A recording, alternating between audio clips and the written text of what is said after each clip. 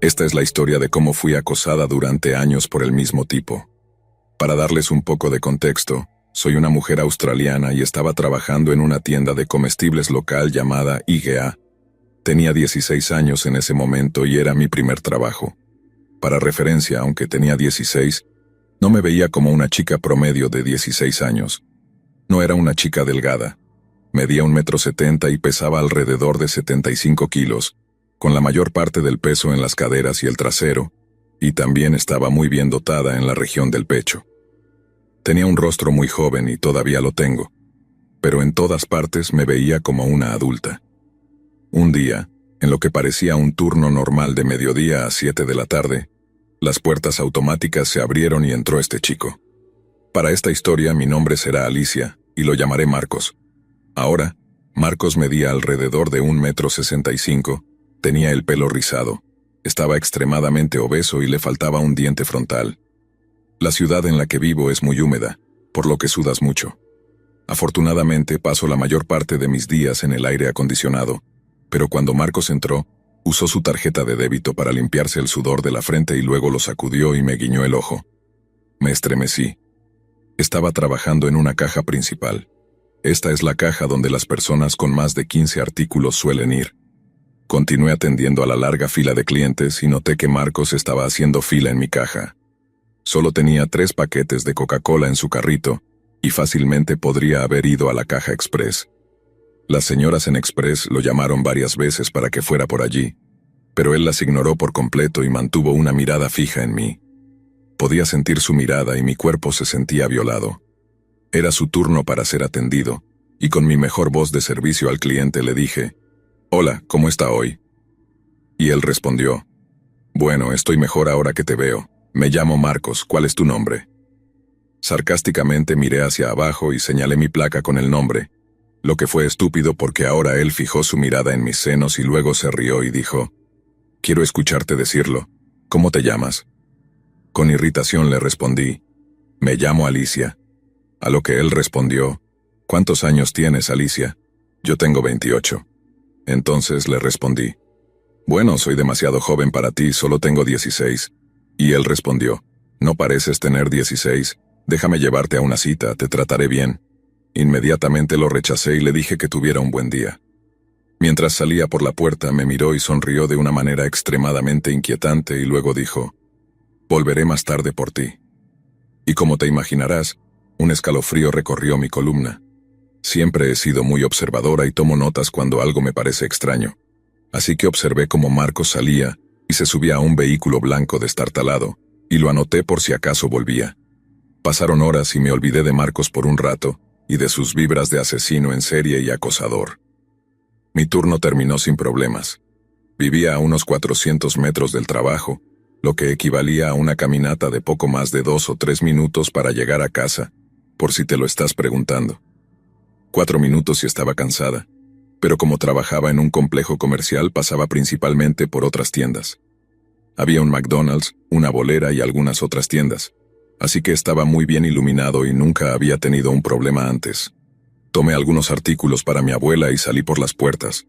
Mientras caminaba hacia el estacionamiento, noté el mismo vehículo blanco estacionado y las luces delanteras se encendieron instantáneamente. Sentí que mi corazón se hundía en mi estómago y me invadió una sensación muy inquietante. Preguntas empezaron a correr por mi mente. ¿Cuánto tiempo ha estado esperándome? Él entró a la 1:30 de la tarde, y ahora son las 7 de la tarde. ¿Acaso sabía a qué hora salía? ¿Voy a ser secuestrada? ¿Voy a morir? ¿Qué demonios le pasa a este tipo? Lo atribuí al trauma infantil o a ver demasiados episodios de La Ley y el Orden. Pero vamos, ¿cómo habrías reaccionado tú? Me detuve en seco y fingí que buscaba algo en mi bolso, pero en realidad solo estaba tratando de ganar tiempo para pensar qué hacer. Me armé de valor y volví a la parte trasera de la tienda llamando a mi hermano para que me encontrara a mitad de camino. Mi hermano llegó rápido. Esos 60 segundos se sintieron como una eternidad y solo quería llegar a casa. 1 minuto pasó, me di una pequeña charla a mí misma y salí al estacionamiento. Corrí por un camino entre las tiendas donde Marcos no podía seguirme, y continué entre las tiendas hasta que vi a mi hermano. Él tomó las bolsas de mis manos y no miré atrás para ver si el auto nos seguía, pero lo estaba. Marcos nos siguió casi todo el camino a casa. Afortunadamente, pudimos despistarlo corriendo por detrás del estacionamiento de la bolera y luego entrando por la puerta trasera de las unidades. Cuando llegamos a casa comencé a llorar porque estaba muy asustada. Le conté toda la historia a mi familia para que mis hermanos me recogieran después de cada turno. Al día siguiente tenía que trabajar de nuevo. Me ponía muy nerviosa pensando que volvería a ver a Marcos. Le conté a mis supervisores sobre la situación, pero todo lo que dijeron fue: no te preocupes, estaremos atentos, y si se intensifica, lo prohibiremos en la tienda. Seguí con mi turno como de costumbre y a mitad del día aquí viene Marcos, entrando por las puertas con la misma mirada en su rostro. Incluso dijo: ¿era tu novio el que estaba contigo anoche? Y simplemente le respondí: no, ese era mi hermano. A lo que él respondió: oh bien, entonces todavía tengo una oportunidad contigo. Y le dije: no, no la tienes. Solo porque estoy soltera no significa que esté buscando. Las chicas como tú siempre están buscando. No te preocupes, te voy a conseguir. Después de eso lo ignoré y él se molestó. Se dio la vuelta para irse, diciéndome: voy a esperarte afuera otra vez, para protegerte de los tipos raros. Y pude sentir cómo el miedo se apoderaba de mí. Le conté a mis supervisores sobre esto y dijeron que lo vigilarían esa noche. Marcos continuó con esta rutina durante una semana. Venía a la tienda, me miraba fijamente, y luego decía alguna frase estúpida sobre cómo yo era suya, y esperaría afuera hasta que terminara mi turno. Le conté a mis supervisores cada vez que entraba, hasta que se puso tan mal que, tan pronto como veía el vehículo blanco estacionarse, dejaba la caja registradora y me escondía en la oficina del gerente hasta que se fuera. Finalmente mi supervisor llamó a la policía y lo prohibieron en la tienda. No se le permitió entrar a la tienda, pero siempre esperaba afuera por mí. Esto continuó durante meses. Quiero mencionar que él nunca hizo nada violento, pero siempre estaba allí esperándome. La policía no podía hacer nada porque, ya sabes, solo estaba conduciendo. Un día terminé mi turno, salí y sorprendentemente él no estaba allí. Sentí tanta alegría al no ver el auto blanco y afortunadamente, nunca lo volví a ver. Desearía poder decir que esa fue la última vez que vi a Marcos, pero no lo fue. 4 años después tuvimos que viajar a otra ciudad a 8 horas de distancia para un funeral. En mi cultura, las mujeres en cualquier evento, cumpleaños, funeral, boda, tienen que encargarse de la cocina en el lugar que hayamos alquilado para la fiesta. Así que estaba en el área de la cocina y vi una cara familiar aparecer en la puerta. Él sonrió y dijo: oh Dios mío, ¿estás aquí? Finalmente te encontré de nuevo. Oh Dios mío, ¿estás aquí? Finalmente te encontré de nuevo. Y yo, por dentro, sentí que me moría. El sentimiento de pavor absoluto me invadió una vez más. Era Marcos, y entonces me dijo: oh Dios mío, hola Alicia, te he echado mucho de menos. Afortunadamente mi tío estaba allí y le gritó que se fuera del evento. Le agradecí a mi tío y continué con mis tareas en la cocina. No tuve otro problema con Marcos hasta que, 4 años más tarde, estaba trabajando en Woolworths, que es otra tienda de comestibles. Ese día estaba en la caja express, y detrás de mí estaba la exhibición de flores que había puesto el departamento de productos frescos. Entonces escucho detrás de mí: hola Alicia, finalmente te encontré otra vez. Me di la vuelta y vi a Marcos allí sosteniendo un ramo de flores. Me entregó el ramo de flores y luego dijo: ahora que sé dónde estás, nunca te voy a dejar ir otra vez. Y procede a entrar en mi fila express y a pararse en mi caja registradora, y yo simplemente me quedé congelada. Mi supervisora notó mi mirada de miedo y se acercó para ver si estaba bien. Yo estaba congelada y apenas podía hablar. Ella le dijo que se fuera o llamaría a la policía. Marcos respondió: no entiendes, la he estado buscando por todas partes durante años. Ella sigue escapando de mí, pero esta vez no la voy a dejar ir. Entonces comenzó a gritar y a llorar, mientras yo seguía congelada, simplemente parada allí. Empezó a gritar como un loco: ¿por qué no puedes amarme como yo te amo? ¿Por qué no me quieres como yo te quiero? Serás mía, serás mía. En ese momento, ya tenía lágrimas corriendo por mi rostro, y mi supervisora estaba llamando a seguridad y a la policía, mientras Marcos gritaba y vociferaba, diciéndome que iba a matarme y luego matarse él mismo, porque si él no podía tenerme, nadie más podría. No podía moverme. Estaba paralizada por el miedo. Entonces uno de mis compañeros de trabajo, un chico, apareció y me rodeó con sus brazos. Me sentí lo suficientemente segura como para finalmente moverme, y me llevaron a la sala de descanso del personal. La policía llegó y me informó que Marcos había sido detenido y puesto en el coche patrulla. Los policías querían conocer mi versión de los hechos y se la di, contándoles todo lo que había sucedido. No sé realmente si algo más ocurrió después de eso, pero estoy muy agradecida porque nunca volví a ver a Marcos después de esa experiencia. Desde que todo esto pasó, también me he mudado de ciudad. Ahora estoy viviendo muy feliz y segura con mi actual esposo. A menudo pienso en cómo todo esto podría haber terminado mucho peor, pero gracias a Dios no fue así.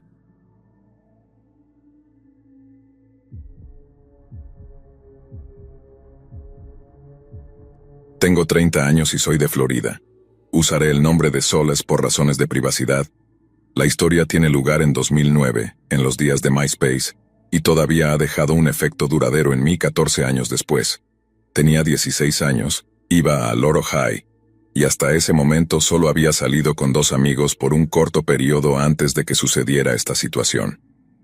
Como alguien que se sentía diferente y marginada, me acosaban, y siempre quise tener un mejor amigo y una relación larga. Pensaba honestamente que nunca lo lograría. Desafortunadamente esta fue la primera experiencia de más de 5 años que ojalá nunca hubiera sucedido. Solía estar en MySpace todo el tiempo en las páginas de ciertas bandas, viendo todas sus fotos, y fue entonces cuando descubrí que en las páginas de ciertas bandas, si desplazabas hacia abajo, había un pequeño cuadro llamado Meibo, donde podías chatear con personas.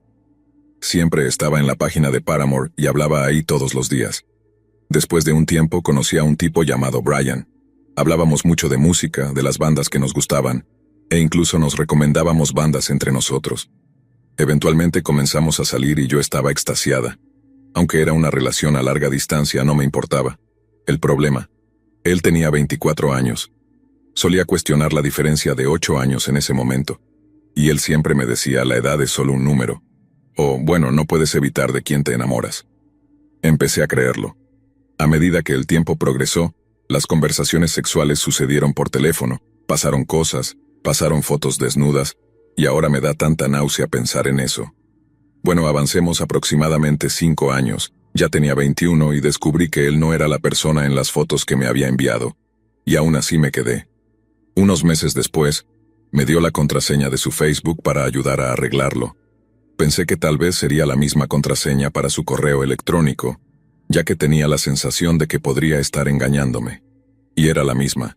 Vi una avalancha de correos electrónicos de personas aleatorias. Eran todas fotos desnudas de chicas adolescentes de mi edad, mujeres en sus 20, 30, 40, y lo más alto que vi fue de 60 y algo. No recuerdo cuántas imágenes y cosas vi. También vi que había hecho una cuenta en Meet.me usando el mismo mensaje copiado y pegado de su nombre, buscando una relación y usando la enfermedad de su madre para dar lástima. Era una completa asquerosidad. La sensación de ser engañada por una persona duele, pero ver que fue con más de 50 personas fue devastador. Me rompió y me puso en un estado de profunda depresión, donde me quedé en casa, sin asistir a mis clases de GED, durmiendo todo el día y apenas comiendo. Intenté confrontarlo y él negó todo ese maldito asunto, así que dejé de comunicarme por un tiempo en ese momento. Más adelante, una mujer me contactó por Facebook, diciendo que él me tenía en su estado de relación, y se acercó a mí. Al parecer, mientras estaba con él, no solo estaba solicitando fotos desnudas de chicas y mujeres, sino que también tenía una relación en persona todo el tiempo. Ella dijo que cuando yo llamaba, él decía que era una amiga mientras estaban en la cama juntos. Le conté todo, las fotos desnudas, todo. Ella dijo que iba a confrontarlo, y me llamó unos días después diciendo, bueno, todavía lo amo y me quedaré con él, no te metas en nuestra relación. Todo lo que quería durante ese tiempo era que alguien creyera y reconociera lo que estaba pasando, que era incorrecto. Me hacía sentir loca y sola. El peor problema, después de todo este tiempo, es que mis padres lo sabían y nunca lo detuvieron. Mi mamá me sorprendió enviando fotos desnudas y se enojó conmigo, en su mayoría, pero nunca lo enfrentó a él.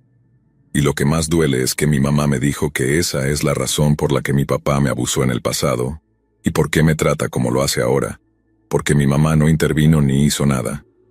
Si él lo sabía y tampoco lo detuvo, Eso lo hace tan malo como ella. En este momento presente, he sanado la mayoría de mis sentimientos de esa época.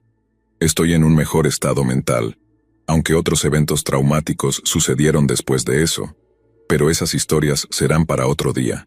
Quiero decirme a mí misma y a cualquiera que haya experimentado algo similar que no es tu culpa.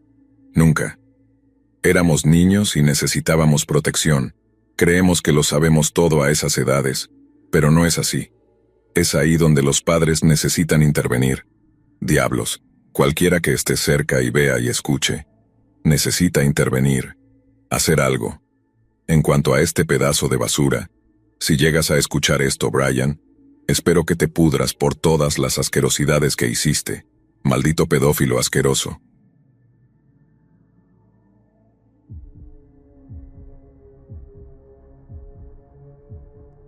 Esta historia sucedió hace mucho tiempo ya.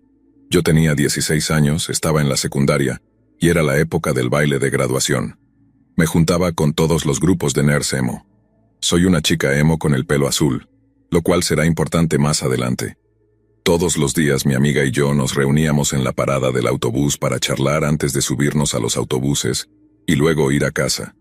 Un día, mi amiga, a quien llamaremos Abigail, trajo a su amigo, a quien llamaremos David. Verán, Abigail y David estaban un año por delante de mí, y estaban muy preocupados por hablar del baile de graduación. Escuché a David quejarse de que no tenía una cita y que ninguna chica querría ir con él. Todo su comportamiento manipulador de «siéntete mal por mí», viéndolo ahora en retrospectiva. Así que intervine y le sugerí que fuera con un amigo en lugar de una novia. Casi se rompe el cuello de lo rápido que giró la cabeza para mirarme. Sin dudarlo, me preguntó si iría con él. Yo, que ya tenía novio en ese momento, le dije que sí, pero le expliqué con mucho detalle que solo sería como amigos, y él estuvo de acuerdo. Así que todos los días después de eso, él se quedaba a hablar conmigo en la parada del autobús. Pasó tal vez una semana o menos, y luego comenzó a hacerme preguntas extrañas, como cuál era mi color de cabello original, si tenía alguna enfermedad o dolencia que corriera en mi familia, y la que sería muy importante más adelante si tenía redes sociales. No tenía. Crecí muy protegida y se lo dije. En cuanto a las otras preguntas, simplemente las ignoraba o me reía, suponiendo que eran bromas.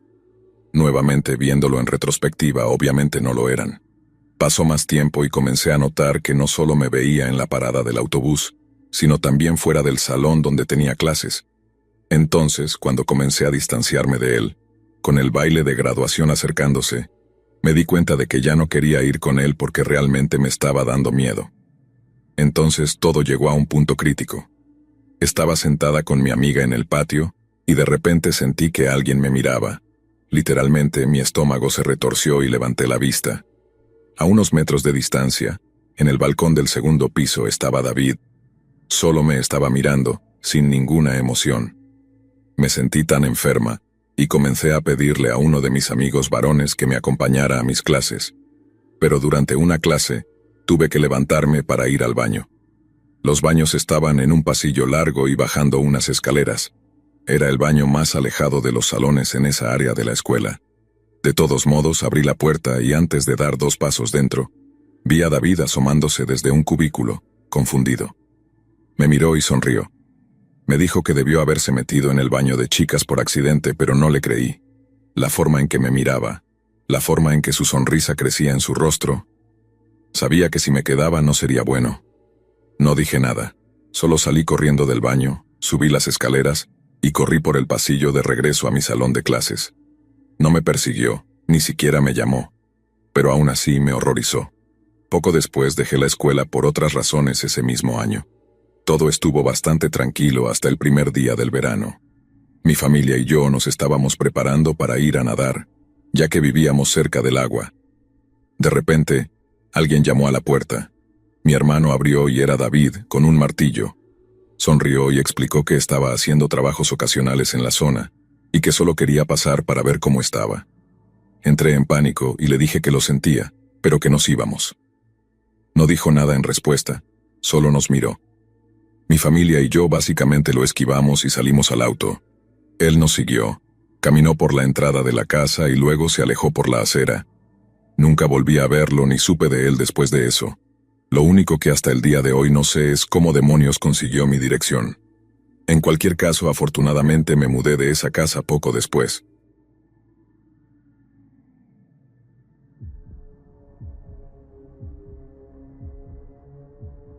La historia que les comparto comenzó cuando tenía 13 años.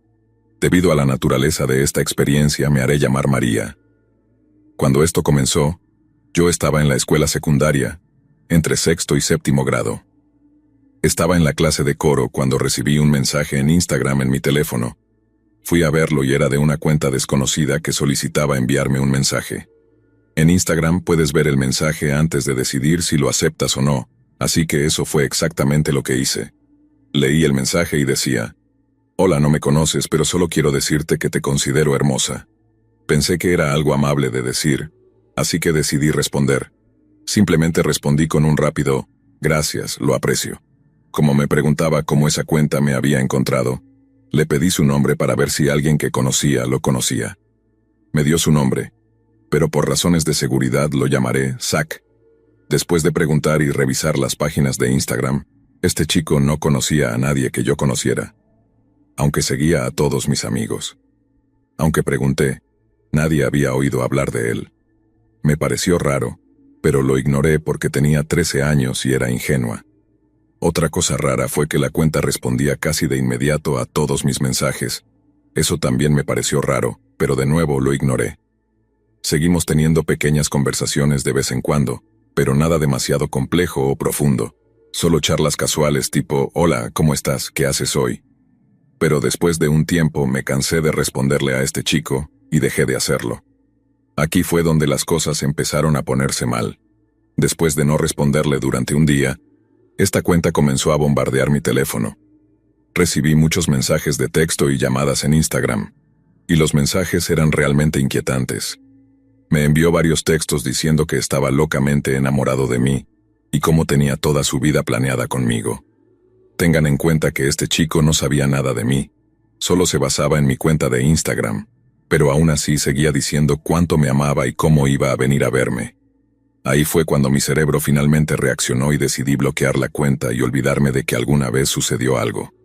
Pero entonces creó otra cuenta y me contactó de nuevo, pero esta vez estaba enojado y gritaba, diciendo que yo era suya y que nunca podría alejarme de él. Le respondí diciéndole que se fuera a la mierda y me dejara en paz, que no quería saber nada de él. Después de enviar ese mensaje, bloqueé esa cuenta también, y luego puse mi Instagram completamente en privado. Todo estuvo bastante tranquilo durante unas semanas, hasta que recibí un mensaje de texto a través de mi número de teléfono real. Era ese maldito chico de nuevo, y me estaba enviando mensajes de texto para disculparse por su comportamiento. Afirmaba que me había enviado un vestido a mi casa y procedió a enviarme fotos de un vestido rojo. Me asusté muchísimo porque nunca le había dado a este hombre mi número de teléfono y, por supuesto, no le había dado mi dirección. Lo único que sabía era mi nombre. Antes de responder, envié mensajes a mis amigos preguntándoles si alguno de ellos había dado mi información, pero todos negaron haberlo hecho. Entonces le respondí a Zach y le pregunté cómo había conseguido mi información, y le dije que no quería hablar más con él, y que definitivamente no quería estar con él. Esto lo molestó mucho y luego respondió con un párrafo lleno de tanta información sobre mí. De alguna manera sabía mi nombre completo, mi dirección, los nombres de mis padres y familiares, números de teléfono, cuentas de redes sociales, e incluso encontró el trabajo de mi mamá, además de mucha más información sobre mí y mi vida. En ese punto estaba tan asustada que no sabía qué hacer ni cómo hacer que se detuviera. Tenía demasiado miedo para contárselo a mis padres porque sabía que se enfadarían conmigo por haberme metido en esta situación en primer lugar. Así que una vez más bloqueé su número e intenté olvidarlo. Pero él seguía regresando. Consiguió otro número de teléfono y volvió a contactarme. Esta vez, me envió un mensaje diciendo: «Mira María, si no sales conmigo, te casas conmigo y vives tu vida conmigo. Voy a subir fotos tuyas junto con tu número de teléfono y dirección a Pornhub y enviar capturas de pantalla a tu familia». Entré en pánico total después de leer ese mensaje y comencé a llorar, odiándome por haber respondido a ese primer maldito mensaje de Instagram. En ese punto, estaba desesperada, así que le respondí diciendo: «Mira, podemos ser amigos, pero nada más». En ese momento parecía estar de acuerdo con eso, así que, a regañadientes, volví a hablar con él de vez en cuando. Pero un día me envió un mensaje exigiendo fotos mías en ropa interior. Inmediatamente me negué, pero él respondió con la misma amenaza. La misma que había usado para que siguiera siendo su amiga. Le supliqué que no subiera mi información a Pornhub, pero no le importaba. Después de suplicarle y rogarle, me envió un mensaje diciendo: si me envías solo una foto, te dejaré en paz para siempre. Como ya estaba tan lista para que todo esto terminara, y tenía demasiado miedo de acudir a mis padres o a cualquier otra persona, cedí y decidí enviar solo una foto. Me puse la ropa interior y el sujetador más feos y cubiertos que pude encontrar, y envié la foto. Sorprendentemente tomó la foto y no me envió mensajes durante un tiempo. Eso fue hasta que me envió un mensaje pidiendo más fotos unas semanas después. En ese punto ya estaba harta, no me importaba lo que sucediera.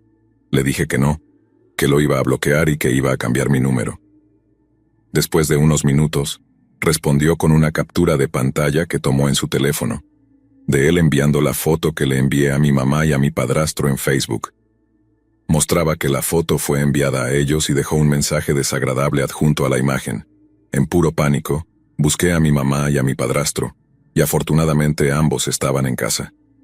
Mi mamá estaba en la ducha, y milagrosamente había dejado su teléfono en la cocina. Dios realmente debía estar de mi lado porque el teléfono de mi padrastro también estaba en la cocina, y él estaba afuera trabajando en su coche. Rápidamente tomé sus teléfonos, borré el mensaje que les había enviado, bloqueé su cuenta de Facebook y luego configuré las cuentas de Facebook de mi mamá y mi padrastro para que solo fueran visibles para amigos. Después de hacer todo eso, corrí a mi habitación y una vez más bloqueé su número para siempre, rezando para que todo finalmente terminara. Desafortunadamente, no terminó del todo.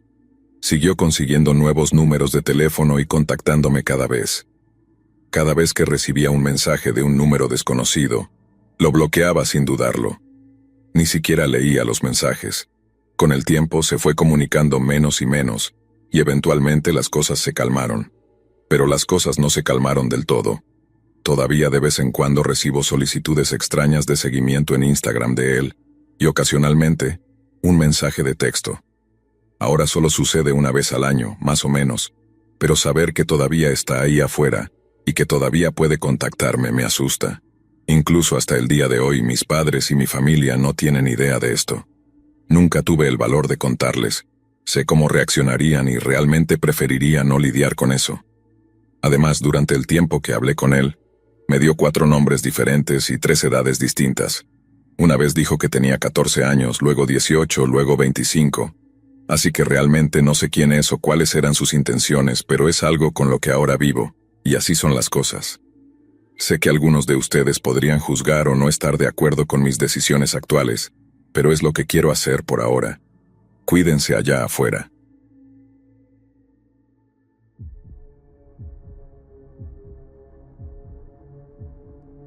Solía amar Tumblr. Tiene una reputación bien merecida de ser un sitio web loco, pero yo solía ser una chica de Tumblr desde 2012 hasta 2014. Cuando tenía 14 años, era 2013, y yo era un poco una adolescente emo. Entraba y volvía a publicar posts tóxicos que romantizaban la depresión. Era algo muy común en ese entonces. Y aunque los posts eran tóxicos, me ayudaron a procesar mis propias emociones. En ese momento estaba luchando porque me acosaban en la escuela por tener una nariz grande, un grupo de chicos me hacía sentir tan fea, y realmente afectaron mi confianza, que ya de por sí era baja. Supongo que eso me hizo vulnerable, pero al final lo que terminó sucediendo no fue culpa de mis acosadores. Como dije, tenía 14 años cuando esto ocurrió. Seguía a alguien ahí que publicaba cosas que me gustaban. Esta persona me siguió de vuelta y nos convertimos en mutuos, republicando cosas del otro. Un día me envió un post que compartí. Comentó algo al respecto y yo respondí. La conversación no comenzó de inmediato. Fue este tipo de interacciones al principio antes de que empezáramos a hablar de verdad. Lentamente comenzamos a conocernos. Era un chico al que llamaré Nahuel. Me dijo que tenía 18 años y yo fui honesta sobre tener 14. Pensé que no querría hablar conmigo más, pero no le importó en absoluto mi edad. Recuerdo que me dijo que estaba sorprendido porque parecía más sabia para mi edad por mis publicaciones. Sé que es estúpido, pero no me di cuenta de lo depredador que era en ese momento. A medida que pasó el tiempo, seguimos hablando. Me contó de dónde era, que vivía en el este de Estados Unidos y yo vivía en Canadá. Pensaba que era muy cool. Me dijo que estaba en la universidad estudiando farmacia y me habló de sus intereses. Siempre me han encantado los chicos inteligentes y pensé que era muy listo por estudiar farmacia. También me dijo que le encantaba la poesía y que escuchaba a Lana del Rey. Yo publicaba sobre Lana del Rey en mi blog y compartía citas todo el tiempo. Ahora me pregunto si lo inventó solo para atraerme. Decía que sabía tocar la guitarra y el piano y que estaba empezando una banda con sus compañeros de cuarto en la universidad. Para mí, eso era digno de desmayo. Yo también le hablé de mí, de mis intereses, y parecía que a él le gustaban cosas similares a las mías. Nuevamente me pregunto si solo estudiaba mi blog para tener una idea de mis gustos. Recuerdo haberme abierto a él después de hablar con él durante unos 2 meses. Tuve un día muy difícil en la escuela y le conté que me acosaban, revelándole todos los detalles. Todo salió de golpe.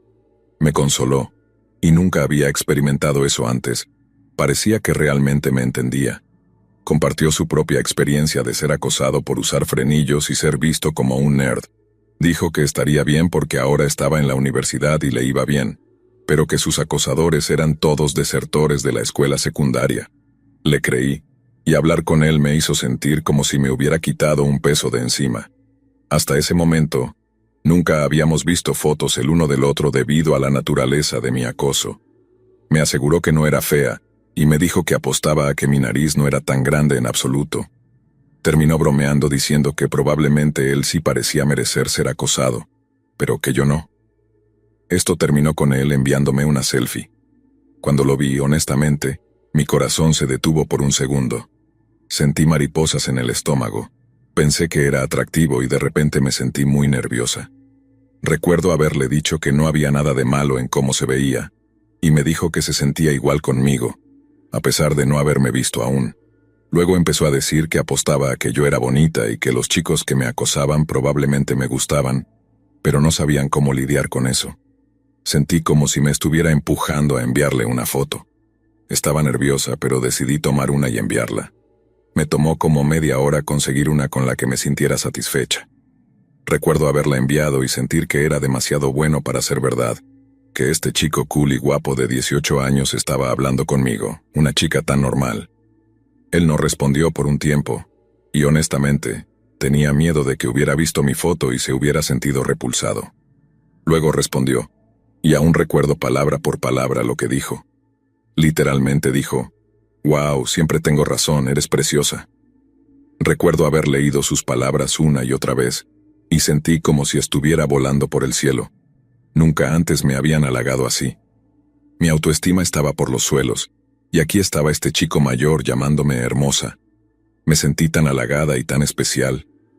Recuerdo que le dije que no lo decía en serio, pero me dijo que sí, y que yo era muy hermosa. No pude evitar sonrojarme y las mariposas en mi estómago se intensificaron. Después de eso me sentí más cercana a él. Me animaba a enfrentarme a mis acosadores, y comenzó a halagarme todo el tiempo. Empezó a enviarme fotos al azar mientras pasaba su día, como fotos de él cepillándose los dientes por la mañana, parado frente al espejo.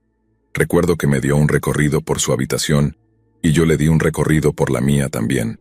Debe sonar tan tonto, pero al pensarlo ahora eso me molesta. Nahuel conocía mi edad, y debe haber sido innegable cuando vio mi habitación. Realmente me molesta pensar en cosas como esa a veces, más que en las cosas objetivamente peores. Nuestra conversación comenzó a cambiar, pero de alguna manera se sentía como una progresión natural. Obviamente no lo era, pero pensé que era normal. Nahuel comenzó a preguntarme si alguna vez había tenido novio, si alguna vez había besado a un chico lo usual. La respuesta era no, y él me dijo que estaba sorprendido al escuchar eso. Le pregunté por qué, y me dijo que yo era demasiado bonita para estar soltera, y que me saldría en un abrir y cerrar de ojos. Eso hizo que mi corazón se acelerara. Recuerdo que me preguntó si tenía alguna idea de lo que le hacía, y yo no sabía a qué se refería, así que le pregunté. Me dijo que lo volvía loco y me envió un guiño. No me di cuenta de lo sexual que era en ese momento. pero sabía que tenía que estar diciendo que le gustaba. Al mismo tiempo, mis problemas de autoestima me hacían dudar si realmente le gustaba o si solo estaba siendo tonta e interpretando mal las cosas. Después de esto, las cosas solo se volvieron más inapropiadas. No entendía en ese momento que estaba mal, pero a veces sí se sentía mal, lo que explicaré. Terminó diciéndome una mañana, unos días después, que se había despertado excitado por mí. Sabía lo que quería decir, y me hizo sentir muy avergonzada e incómoda. Tenía clases, así que no respondí porque no sabía qué decirle. Cuando llegué a casa de la escuela, me había enviado 2 mensajes, ambos básicamente disculpándose si me había incomodado. Le respondí que estaba bien. Me dijo que solo me lo había dicho porque pensaba que podía contarme cualquier cosa, y yo le dije que sí podía. Ahora sé que esto era su intento de manipularme, pero en ese momento no lo veía así. A la mañana siguiente me envió otro mensaje diciéndome que lo mismo había pasado de nuevo. Esta vez, le respondí con un sí, porque sentía que no debía ignorarlo, pero aún me incomodaba. Él respondió diciendo sí, y que simplemente no podía dejar de pensar en mí, incluso en sus sueños. Pensé que eso era dulce, y le dije que yo también pensaba en él todo el tiempo. No dijo nada sexual durante unos días. Ese fin de semana estábamos hablando por la noche y me dijo que probablemente se despertaría excitado por la mañana, porque estaba hablando conmigo. No supe qué decir. Me sentí incómoda y avergonzada. Luego me preguntó si yo me excitaba con él y si me tocaba pensando en él. Esto me avergonzó, porque solo tenía 14 años y nunca había hablado con nadie de esa manera antes. Le dije que me sentía avergonzada hablando de eso, y recuerdo que él se disculpó y dijo que pensaba que yo era más madura. Eso me hizo sentir estúpida, y también tenía miedo de perderlo, así que decidí seguir con la conversación. Me dije a mí misma que esto era normal, y que así es como se comportaban los adultos, y que yo era lo suficientemente madura para ello. Nahuel básicamente me dijo que le gustaban mis respuestas, y dijo que yo era sexy. Me sentí realmente incómoda. Me gustaba Nahuel, y lo que estaba sintiendo me confundía. Me importaba él y me gustaba, pero sabía en el fondo que algo no estaba bien. Era demasiado joven para esto, y resentía el hecho de no poder sentirme más como una adulta, como él. La siguiente parte es realmente desagradable de decir, pero me dijo que quería hacerme sexo oral. Yo no sabía lo que significaba. Sabía sobre el sexo, pero no entendía todos los términos. Y de nuevo, solo tenía 14 años. Admití no saber a qué se refería, y él me dijo que era algo que los chicos hacían cuando amaban a una chica. Le pregunté si me amaba, ignorando todo lo demás, y él dijo que sí. Me hace sentir tanta vergüenza recordar esto, pero realmente le creí. Estaba tan confundida. Me envió un GIF a través de Tumblr de una mujer recibiendo sexo oral, y me volvió a decir que quería hacerme eso. Me sentía avergonzada, como a menudo me sucedía. No podía imaginar dejar que él me hiciera eso. A partir de ese día siguió mencionando cuánto quería hacerlo, y yo simplemente me sentía tan avergonzada.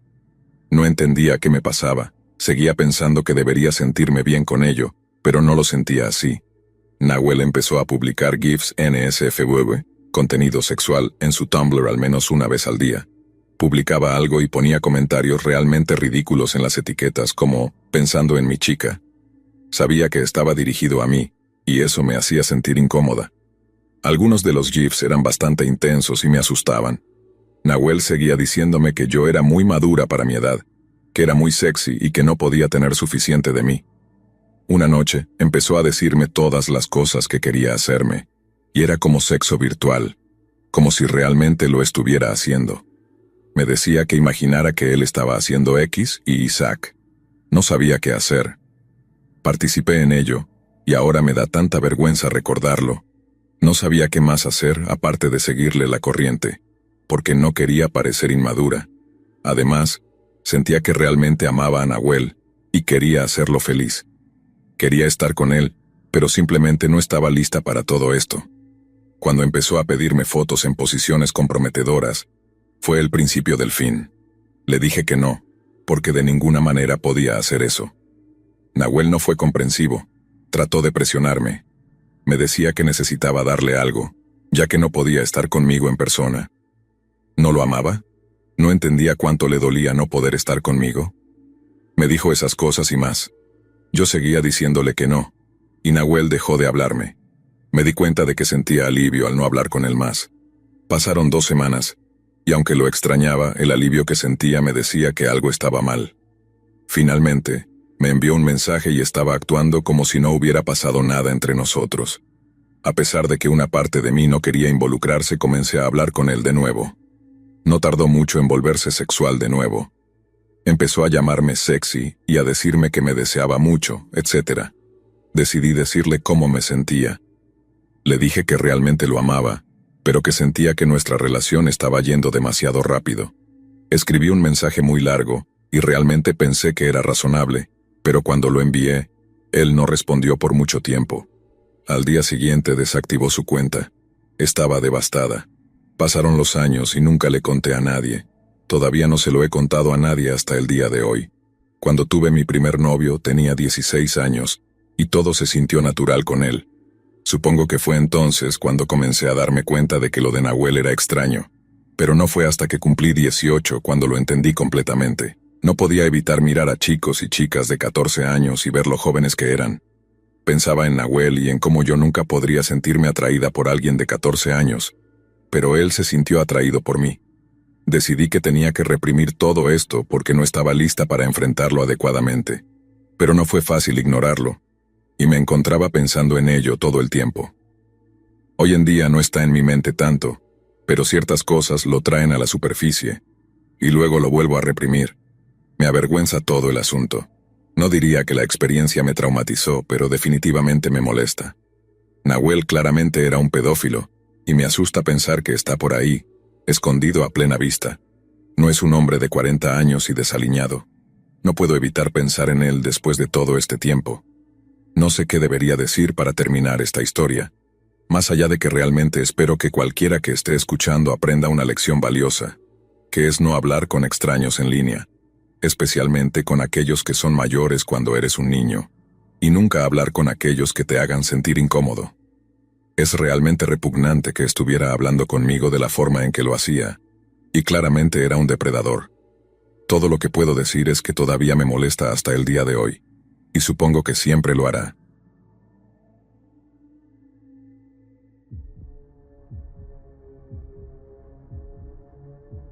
Hola, me llamo Kiara, y lo que estoy a punto de contarles no es una historia fácil de compartir. La verdad es que llevo años viviendo con un miedo constante, una sensación de estar siendo observada en todo momento, incluso cuando estoy sola en mi propia casa. Es un miedo que me acompaña en cada paso que doy, y que nunca me deja en paz.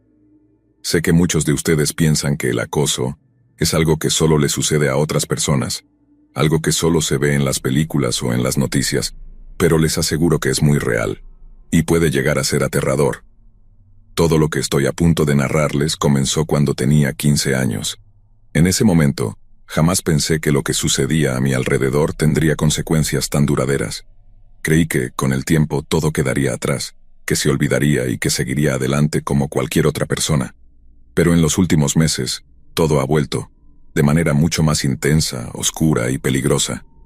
La situación ha alcanzado un nivel de perversión y obsesión que no puedo comprender ni controlar. Cada día que pasa, siento que estoy perdiendo el control de mi propia vida, y lo peor es que no sé cómo detenerlo. Quiero comenzar desde el principio, porque para entender la magnitud de lo que me está ocurriendo ahora, es necesario que conozcan cómo empezó todo. En aquel entonces yo era una adolescente más. Estaba en segundo año de la escuela secundaria, y vivía en un barrio tranquilo en los suburbios de una ciudad de Estados Unidos. Mi vida, aunque no perfecta, era bastante normal. Iba a clases todos los días, salía con mis amigos, y como cualquier chica de mi edad, soñaba con lo que haría en el futuro. Con cómo sería mi vida cuando terminara la escuela. Nunca imaginé que esos sueños serían interrumpidos por algo tan oscuro. Recuerdo perfectamente el kiosco que había al lado de mi escuela. Era un lugar pequeño donde todos los estudiantes solíamos parar para comprar dulces, bebidas o cualquier cosa que se nos antojara después de un largo día de clases. Formaba parte de nuestra rutina diaria. Salíamos de clases, íbamos al kiosco y luego caminábamos hasta casa o tomábamos el autobús. Pero lo que para mis amigos y para mí era una rutina inofensiva y agradable, pronto se convertiría en el inicio de una pesadilla que todavía hoy me persigue. En ese kiosco trabajaba un hombre. No sé mucho de él y en aquel entonces tampoco me importaba. Solo era el tipo del kiosco, como solíamos llamarlo. Sin embargo, desde el primer día que lo vi, su presencia me causó una incomodidad que no podía explicar. Había algo en la forma en que me miraba, algo en sus ojos que me hacía sentir vulnerable, expuesta. Era como si, en lugar de ser una simple clienta, yo fuera algo más para él, algo que él estaba evaluando, observando con demasiado interés. Él debía tener alrededor de 40 años, era alto, con el cabello oscuro y siempre tenía una sonrisa en su rostro. Pero no era una sonrisa amigable. Era una sonrisa que, con el tiempo, empezó a parecerme inquietante. Al principio no le di mucha importancia. Pensé que tal vez solo era un hombre amable que intentaba ser simpático con los estudiantes que iban a su kiosco. Pero con el tiempo, las cosas comenzaron a ponerse extrañas, y esa incomodidad inicial se transformó en algo mucho más profundo. Al principio sus comentarios parecían inofensivos, aunque extraños. Cada vez que entraba al kiosco sola, él me decía cosas como «te ves muy bien hoy» o «ese uniforme te queda bonito». Aunque la forma en la que lo decía me hacía sentir incómoda, en mi corta edad no sabía cómo interpretar esas señales, no sabía cómo reaccionar. Así que, como muchos adolescentes, intentaba ignorarlo. Me reía nerviosamente o simplemente seguía adelante, fingiendo que no había oído nada. Sin embargo, las semanas pasaban, y la sensación de incomodidad crecía. Sus comentarios se hacían más frecuentes, y con ellos mi miedo también aumentaba. No sabía si estaba exagerando, si tal vez solo era un hombre inofensivo que intentaba ser amigable, o si realmente había algo mal en la forma en que me trataba. Pero entonces, sucedió algo que me hizo darme cuenta de que mi miedo no era infundado. Recuerdo claramente un día, al salir de la escuela. Estaba caminando hacia la parada del autobús, sola, cuando lo vi parado en la esquina, como si me estuviera esperando. Me sonrió de esa manera inquietante y me ofreció llevarme a casa en su auto. En ese momento, sentí una oleada de miedo tan fuerte que apenas podía respirar. Mi instinto me gritaba que no aceptara, que me alejara lo más rápido posible. Le dije rápidamente que no, que me estaba esperando una amiga, aunque en realidad estaba sola. Me alejé lo más rápido que pude sin correr, intentando no mostrarle el pánico que sentía. Esa noche no pude dormir bien. Su imagen, su sonrisa, su ofrecimiento, todo me rondaba la cabeza. No podía dejar de pensar en lo que había sucedido. Me asustaba la idea de que él pudiera estar esperándome en cualquier momento, de que me estuviera observando sin que yo me diera cuenta. Pero en ese momento, no sabía qué hacer. Mis padres no sabían nada de esto, y tampoco mis amigos. Tenía miedo de que, si les contaba lo que estaba pasando, no me tomaran en serio. ¿Qué iba a decir? ¿Que el tipo del kiosco me miraba raro y me ofrecía llevarme a casa? Me sentía ridícula solo de pensarlo. En los días que siguieron, empecé a notarlo más seguido. Ya no solo estaba en el kiosco. Lo veía en la parada de autobús, en la esquina de mi casa, e incluso a veces, a lo lejos en el parque donde solía caminar con mis amigos. Siempre estaba ahí, con esa sonrisa que me hacía sentir que algo andaba terriblemente mal. Aunque no hacía nada que pudiera considerarse grave en ese momento, mi intuición me decía que había algo más oscuro detrás de todo esto. Y ese miedo, esa sensación de que algo no estaba bien, no hacía más que crecer. Finalmente me gradué de la escuela secundaria, y con eso dejé de ir a esa parte de la ciudad. Me mudé a otro estado para ir a la universidad, y comencé una nueva etapa en mi vida. Con el tiempo dejé de pensar en él. Creí que al dejar esa ciudad también había dejado atrás esos recuerdos incómodos y perturbadores. Hice nuevos amigos, me concentré en mis estudios, y la vida siguió adelante. La imagen de ese hombre quedó en el pasado, enterrada junto con los recuerdos de mi adolescencia. Pero lo que no sabía era que él no me había olvidado. Nunca me había dejado atrás. Solo estaba esperando su momento para volver. No fue hasta hace 6 meses cuando las cosas comenzaron a cambiar nuevamente. Para ese entonces, yo ya había terminado la universidad, había conseguido un buen trabajo, y vivía sola en un pequeño departamento en una ciudad lejana a la de mi adolescencia. Mi vida era tranquila, sin grandes sorpresas, y por primera vez en mucho tiempo, me sentía estable, como si todo finalmente estuviera en su lugar. Pero un día, todo eso cambió. Llegué a casa después del trabajo y, como cualquier otro día, revisé el buzón antes de entrar a mi departamento. Allí, entre las cartas habituales y las facturas, había un paquete. No tenía nombre de remitente, solo mi dirección y mi nombre, escritos en una caligrafía que no reconocía. Mi primer pensamiento fue que tal vez era un error, que alguien había enviado el paquete a la dirección equivocada. Pero al leer mi nombre, sentí una extraña sensación en el estómago. No sabía por qué, pero algo me decía que debía tener cuidado. Cuando abrí el paquete, mi corazón se detuvo por un momento. Dentro había un collar. No era cualquier collar. Era idéntico a uno que solía llevar cuando tenía 15 años. Uno que había comprado en aquel kiosco y que había perdido poco después. Mi mente comenzó a correr en 1000 direcciones. ¿Cómo podía ser posible? ¿Quién podría haber enviado algo tan específico, algo que solo yo conocía? Mi primer instinto fue intentar calmarme. Tal vez era una coincidencia, me decía.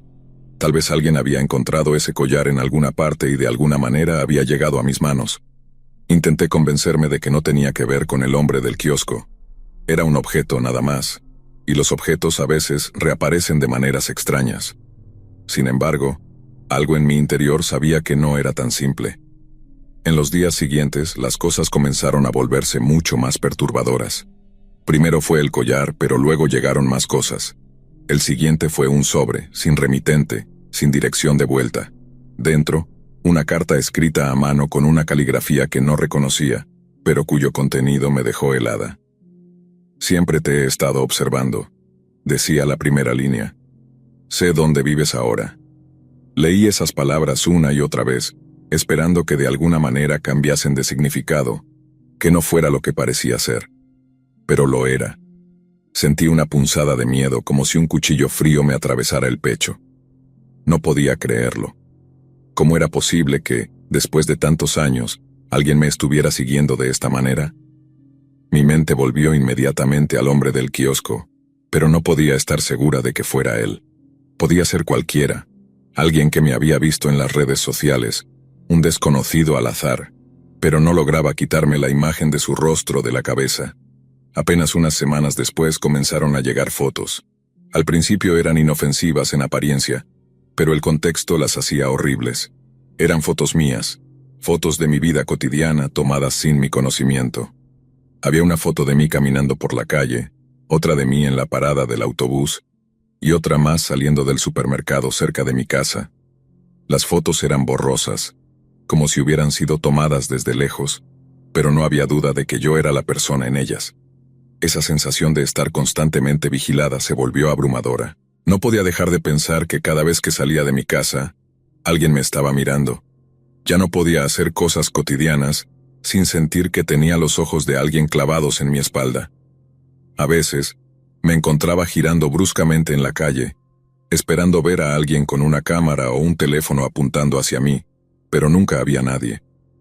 Era como si mi acosador fuera invisible, omnipresente, y siempre un paso por delante de mí. Intenté racionalizar la situación. Quizá todo esto era una broma macabra. Alguna persona con demasiado tiempo libre que había decidido seguirme por diversión. Sin embargo, en el fondo, sabía que no era una broma. Esto era algo mucho más serio, mucho más siniestro. No se trataba solo de fotos o cartas. Había una amenaza velada en todo lo que estaba ocurriendo, una sensación de peligro que no podía ignorar. Finalmente, después de días de ansiedad y de dudar de mi propia cordura, decidí que ya no podía seguir soportando esto sola. Fui a la policía y les conté todo lo que estaba pasando. Les mostré las cartas, las fotos, les expliqué el miedo que sentía. Esperaba que, al ver las pruebas, tomaran la situación en serio. Pero su respuesta fue frustrante, por decirlo menos. No hay suficientes pruebas, me dijeron. Las fotos fueron tomadas en lugares públicos, no violan ninguna ley. Aparentemente la ley no podía hacer mucho por mí, porque no había nada que demostrara que mi acosador estaba haciendo algo ilegal. Era como si estuviera atrapada en un vacío legal, donde no había forma de detener lo que estaba sucediendo. Me fui de la estación de policía con una sensación de impotencia que nunca había experimentado antes. Había esperado que ellos pudieran protegerme, que harían algo, cualquier cosa, para detener a quien me estuviera acosando. Pero no fue así. Estaba completamente sola. Poco tiempo después de la denuncia a la policía pensé que las cosas empezarían a calmarse, que tal vez quien quiera que estuviera detrás de esto se daría cuenta de que yo no iba a caer en su juego. Pero me equivoqué. Lo que vino después fue peor. Mucho peor. Un día revisé mi cuenta bancaria y noté algo extraño. Había un depósito de $500 que no reconocía. Al principio pensé que podría ser un error del banco, pero cuando revisé más a fondo, vi que el depósito había sido acompañado de un mensaje en la descripción. Un regalo para ti. Mi estómago se revolvió. No sabía qué significaba ni de quién venía, pero sabía que no era algo bueno. Intenté no pensar demasiado en ello. Quizás alguien había cometido un error, me decía. Quizás se trataba de una transacción equivocada, pero luego llegó otro depósito. Y después otro. Cada uno con un mensaje igual o más perturbador. Te lo mereces. Siempre quise cuidarte. Este es solo el comienzo. Sentí como si alguien estuviera jugando con mi vida, manipulándome desde las sombras, como si todo lo que hacía, cada paso que daba, estuviera siendo monitoreado por una mente enferma y obsesionada. Lo que me asustaba aún más era que, de alguna manera, esta persona había conseguido acceso a mi información bancaria. Cancelé mis tarjetas de inmediato y cambié las contraseñas, pero no importaba lo que hiciera, los depósitos seguían llegando. No había forma de detenerlos. Era como si no hubiera ningún rincón de mi vida que esta persona no pudiera alcanzar. Era como si estuviera en todas partes. Comencé a dudar de todo y de todos. ¿Quién podría estar detrás de esto? ¿Cómo sabían tanto sobre mí? Intenté desconectarme de las redes sociales, dejar de compartir detalles de mi vida, pero nada cambió. Era como si mi acosador estuviera en mi sombra, siguiéndome a cada paso sin necesidad de estar físicamente cerca. La paranoia empezó a consumirme. Ya no podía confiar en nadie, ni siquiera en mí misma. Las cartas y las fotos seguían llegando, pero ahora venían acompañadas de algo más. Amenazas. Eran sutiles al principio, pero con el tiempo se volvieron más explícitas. Si no me dejas cuidarte, haré que lo lamentes, decía una de las notas. No podrás esconderte de mí, siempre sabré dónde estás. El miedo se volvió insoportable. Me despertaba en medio de la noche pensando que alguien estaba entrando en mi casa. Escuchaba ruidos donde no los había. Veía sombras en las esquinas de mi visión. Entonces llegó la confirmación que había temido desde el principio. Un día, al abrir mi buzón, encontré un sobre diferente. No era como los otros. Era más grueso, y cuando lo abrí, lo que vi me heló la sangre. Dentro había una foto vieja, muy vieja, de mí. Era de cuando tenía 15 años, saliendo del kiosco. Estaba usándola el mismo uniforme de escuela que solía llevar entonces, y la foto había sido tomada desde una distancia considerable, pero no había duda de que era yo. En la parte de atrás de la foto, había una nota escrita con la misma caligrafía de las otras cartas. Siempre supe que volverías. En ese momento, todo encajó. Era él. El hombre del kiosco nunca me había olvidado. Había esperado todos estos años y ahora estaba de vuelta, más obsesionado y peligroso que nunca. El día que recibí esa foto, fue el día en que supe que ya no podía seguir ignorando lo que estaba sucediendo. Este hombre no era simplemente un acosador, era alguien con una obsesión profunda y peligrosa hacia mí. Y estaba claro que no iba a detenerse por su cuenta. No podía seguir esperando que todo se calmara o que desapareciera por arte de magia. Sabía que si no hacía algo pronto, las cosas solo empeorarían. Volví a la policía con la esperanza de que esta vez, con la foto y la carta, tuvieran suficientes pruebas para hacer algo. Les expliqué todo. Los depósitos de dinero, las cartas, las fotos, el collar, y finalmente les conté sobre el hombre del kiosco. Les dije que estaba convencida de que era él, que había estado siguiéndome durante años, pero, como la vez anterior, no obtuve la respuesta que esperaba. La policía me escuchó, tomaron nota de todo, pero al final me dijeron que sin pruebas concretas de que él estuviera detrás de todo, no podían hacer mucho. La ley aparentemente no estaba de mi lado. Para empeorar las cosas, cuando la policía lo interrogó, él tenía una coartada perfecta. Decía que no tenía ni idea de lo que estaban hablando, que hacía años que no me veía. Incluso ofreció su propio historial bancario para demostrar que no había sido él quien me enviaba el dinero. Y lo más aterrador fue que cuando lo interrogaron, lo describieron como una persona normal, alguien que simplemente estaba siendo acosado por falsas acusaciones. Después de esa visita a la comisaría, las cosas comenzaron a escalar de una manera que jamás hubiera imaginado. Ya no se trataba solo de mí. Empecé a recibir mensajes de amigos y familiares diciéndome que habían sido abordados por un hombre desconocido. Mis amigos me contaban que un hombre les había hecho preguntas sobre mí, sobre mi vida, sobre con quién salía o qué estaba haciendo en ese momento. Cuando se negaban a responder, el hombre les decía: «Dile a Kiara que tenga cuidado». Eso fue lo que me rompió. No solo estaba obsesionado conmigo, ahora también estaba acosando a las personas más cercanas a mí. Intenté distanciarme de todos. Dejé de salir con mis amigos, me alejé de mi familia y me encerré en mi departamento. Pero el miedo seguía ahí, siempre presente. Sabía que él seguía acechando, esperando el momento oportuno para dar el siguiente paso. A medida que las semanas pasaban, el miedo se convertía en mi compañero constante. Las sombras parecían más largas, las noches más silenciosas. Cada vez que oía el timbre o un golpe en la puerta, mi cuerpo se tensaba. ¿Sería él? ¿Había llegado el momento en que finalmente iba a presentarse de frente? Las cartas y las fotos ya no me aterrorizaban del mismo modo, pero lo que me asustaba más era la idea de no saber qué vendría después, hasta dónde estaba dispuesto a llegar. Ya no se trataba solo de las amenazas dirigidas a mí, había empezado a involucrar a las personas más cercanas, y eso me mantenía despierta por la noche. Los amigos y familiares a los que había contactado comenzaron a alejarse. No los culpo. Muchos de ellos tenían miedo, y no sabían cómo lidiar con una situación tan bizarra. Algunos me decían que debería mudarme, cambiar de identidad, desaparecer del mapa por completo. Otros simplemente dejaron de responder mis mensajes, evitando ser arrastrados a algo que no podían comprender. Lo más doloroso fue que sentí que poco a poco me estaba quedando sola. Mis relaciones se erosionaban mientras el acosador lograba lo que parecía su objetivo: aislarme completamente. Un día, mientras estaba en el trabajo, recibí un mensaje en mi teléfono. El número no estaba registrado, y el mensaje decía simplemente: «¿Cómo está tu madre?». Mi corazón se detuvo. Mi madre no vivía en la misma ciudad que yo, pero siempre habíamos mantenido una relación cercana. Inmediatamente la llamé para asegurarme de que todo estuviera bien, y, gracias a Dios, lo estaba. Pero el hecho de que mi acosador supiera detalles sobre mi familia, sobre dónde vivía mi madre, me aterrorizaba. ¿Qué seguía después? ¿Iba a hacerle daño a ella también? Las posibilidades se multiplicaban en mi cabeza y la ansiedad me consumía. Fue entonces cuando decidí hacer algo drástico. Me mudé de nuevo. Cambié de ciudad, dejé mi trabajo y rompí cualquier conexión visible que pudiera tener en línea. Desactivé todas mis redes sociales, eliminé cuentas de correo y busqué la manera de ser más difícil de rastrear. Alquilé un departamento en una zona más alejada, tratando de empezar desde cero, lejos del alcance de mi acosador.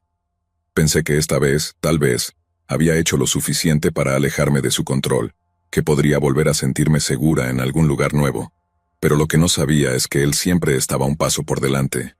Los primeros días en mi nueva vida fueron extrañamente tranquilos. Me esforzaba por no mirar por encima del hombro constantemente, por no saltar ante cada sonido desconocido.